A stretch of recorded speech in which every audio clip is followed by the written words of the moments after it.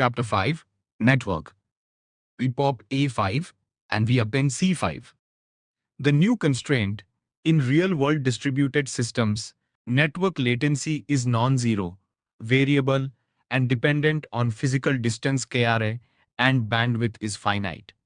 Every asynchronous arrow we drew across the last 12 frames now has a duration and a failure probability.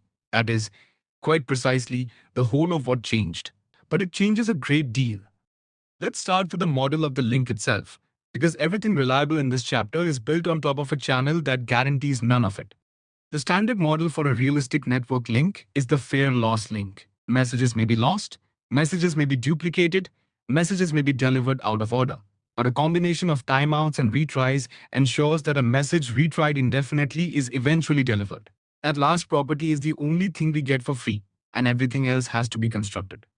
Building reliable messaging over a fair loss link requires choosing among three delivery semantics, and I'd encourage you to think of this as choosing your failure mode rather than avoiding one. Exactly once processing is the ideal and the most difficult to guarantee. At most, once delivery guarantees no duplicates at the cost of possible message loss. You send once and never retry. At least once delivery guarantees no message loss at the cost of possible duplicate delivery. You retry until acknowledged. And here's the practical recipe that reconciles them. Idempotency, the property that an operation can be safely repeated multiple times with the same effect as applying it once, combined with deduplication, allows an at least once channel to be used to build an effectively exactly once processing guarantee at the application layer.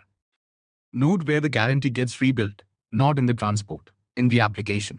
One scope reminder before we continue, because this distinction gets blurred constantly in practice. The 7 still holds. Individual messages may be lost by the link, but no node has crashed and no network is partitioned. Those are Chapter 7 problems. Right now, the machines are perfect and only the wire is imperfect. Since network delay and finite bandwidth are now first-class concerns, the choice of communication protocol involves explicit trade-offs between ordering guarantees, reliability, and efficiency. Let's go through the ones you'll encounter. TCP, the Transmission Control Protocol, is a core Internet Transport Protocol providing reliable, ordered, error-checked byte stream delivery between applications. UDP, the User Diagram Protocol, provides fast but unreliable message delivery. It performs no flow control and does not retransmit lost packets, which avoids some of the sources of variable delay inherent to TCP at the cost of delivery guarantees. That's the core transport trade, strict reliability and ordering on one side, low and stable latency on the other. HTTP and HTTPS. The Hypertext Transfer Protocol is the foundational protocol for transferring data on the web, and HTTPS is its encrypted variant. REST, or Representational State Transfer, is a set of architectural conventions for structuring HTTP-based APIs. FTP, a File Transfer Protocol, is a standard protocol for transferring files between a client and a server over TCP by IP. SSH, or Secure Shell, is a cryptographic protocol for securely connecting to and managing remote machines over an otherwise unsecured network. RPC, or Remote Procedure Call, is an inter-process communication style that allows a process to invoke a subroutine that executes on a different machine while abstracting away most of the underlying network mechanics. The remaining protocols are best understood as a family, distinguished by a single question: who initiates and who holds the connection open. Short polling, the client repeatedly requests data from the server, and the server responds immediately either with the requested data or with an empty response if none is yet available. Simple and wasteful when there is nothing to report. 4. Long polling, similar, but with a much longer timeout.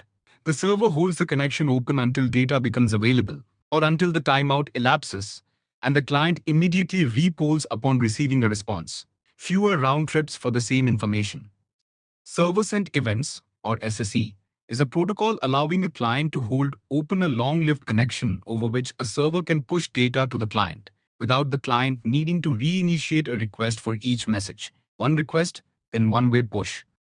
WebSockets establishes full duplex communication channel over a single TCP connection, allowing bidirectional data transfer between client and server for the lifetime of the connection. That's the pattern for genuinely interactive traffic. And webhooks are an event-driven mechanism by which a server pushes data to a client via an HTTP post request whenever a predefined event occurs, without the client maintaining an open connection at all. It's the inversion of polling. Next, how do you spread information across a large cluster when there's no single reliable broadcast path? Gossip protocols, also called epidemic protocols, disseminate information via probabilistic cooperative propagation modeled on epidemic spread. An infective process that has just learned an update spreads it to a random subset of susceptible peers, which in turn do the same. Watch the propagation rounds on the animation. One node learns the update. It tells a random handful. Those tell random handfuls of their own, and the spread compounds. And then something interesting happens at the end. Once a process has received the same update repeatedly, which is a signal that it has likely already reached the entire cluster, that process stops propagating it and transitions to a removed state. So redundant delivery is not waste in this protocol. It's the termination signal. Hearing your own news back is how a node knows to stop talking. Gossip trades deterministic delivery for scalable, probabilistic convergence, which makes it the right shape for large or highly dynamic clusters where centralized broadcast would not scale. Contrasted with the star topology from Chapter 4, gossip has no single broadcast path to lose. And contrasted with total order broadcast, which we'll meet in Chapter 7, gossip guarantees no ordering whatsoever. Now let's return to a promise I made in Chapter 4. Quorum operations alone leave replicas divergent. Anti-entropy is a family of mechanisms that detects and corrects that divergence. We'll look at two members of that family, and the important thing about them is that they differ in their trigger and in their coverage. Read repair detects and corrects divergence between replicas at read time. When a read is served, the coordinator compares the responding replica's versions of the requested data item. If any replica is found to be out of date, the coordinator forwards the missing update or updates to that replica, restoring consistency. Read repair can be performed synchronously, blocking the client's read until all queried replicas are brought up to date, which costs read latency. Or asynchronously by scheduling the correction as a background task so that it does not add latency to the read itself, which causes a brief window of staleness. Read repair is nearly free, since it rides a read path that was going to happen anyway, but it has an obvious blind spot. A replica holding data that nobody ever reads is never repaired, which is exactly what the second mechanism is for. Merkle-trees are an anti-entropy mechanism for reconciling data that is queried infrequently.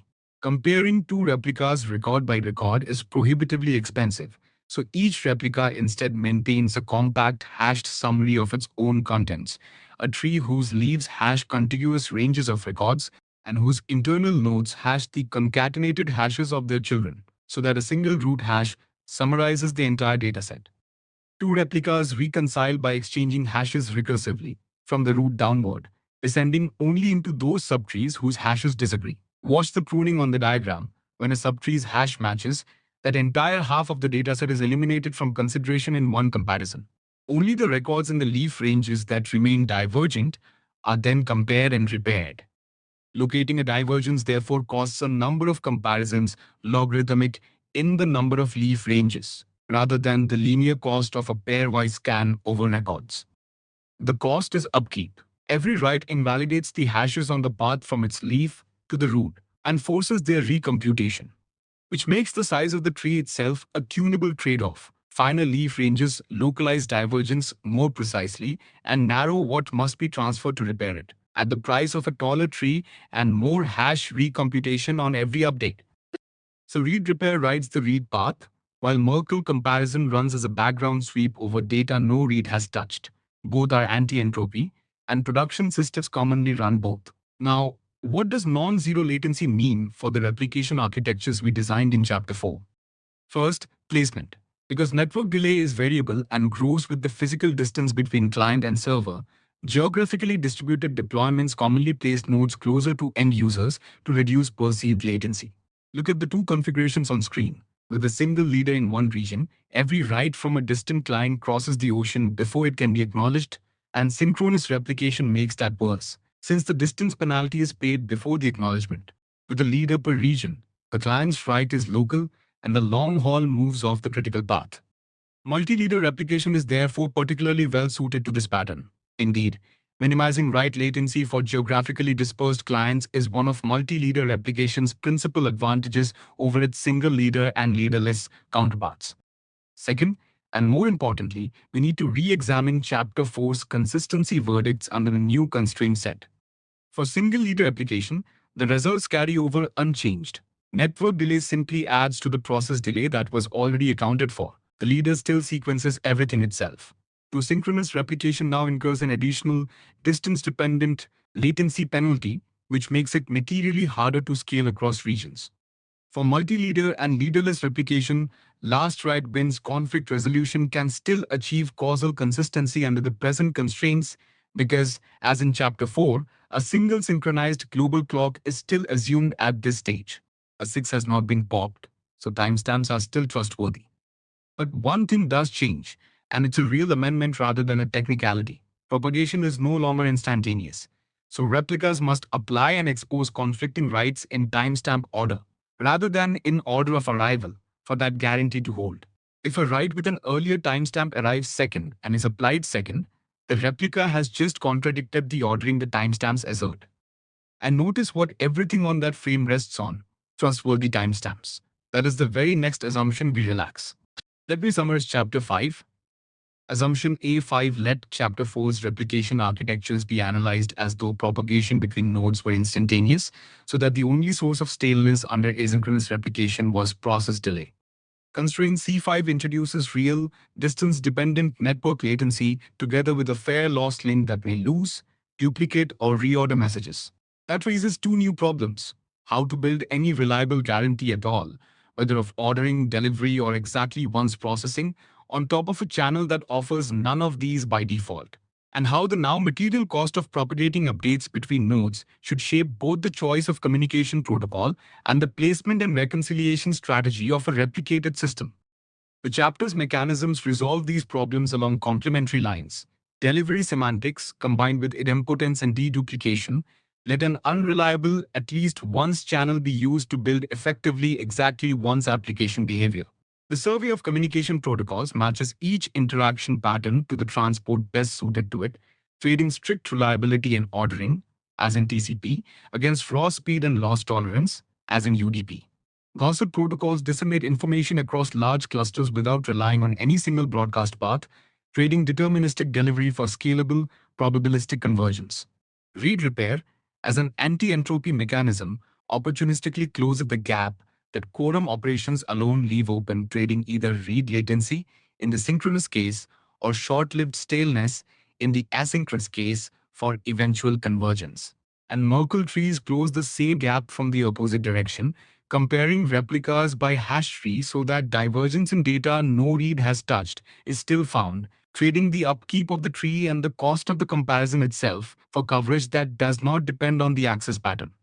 These mechanisms, taken together, are what make Chapter 4's replication architectures viable once propagation delay is real rather than theoretical.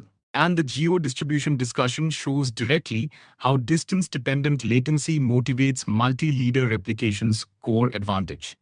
The practical guidance follows the same shape as the trade-offs themselves: reliable, odd protocols for control plane and correctness-sensitive traffic, loss-tolerant protocols for latency-critical or high-volume streams where occasional loss is acceptable, gossip-based dissemination for large or highly dynamic clusters where centralized broadcast would not scale, and synchronous anti-entropy only where the read path's consistency is worth its added latency, with Merkle comparison wherever divergence in rarely read data cannot be allowed to accumulate. As elsewhere in the framework, the right choice tracks the specific latency, reliability, and scale requirements of the workload, rather than any single default. Two assumptions remain: nothing fails, and every machine agrees on what time it is. We're about to remove the second of those. And when we do, every last write wins result from the past two chapters comes under review.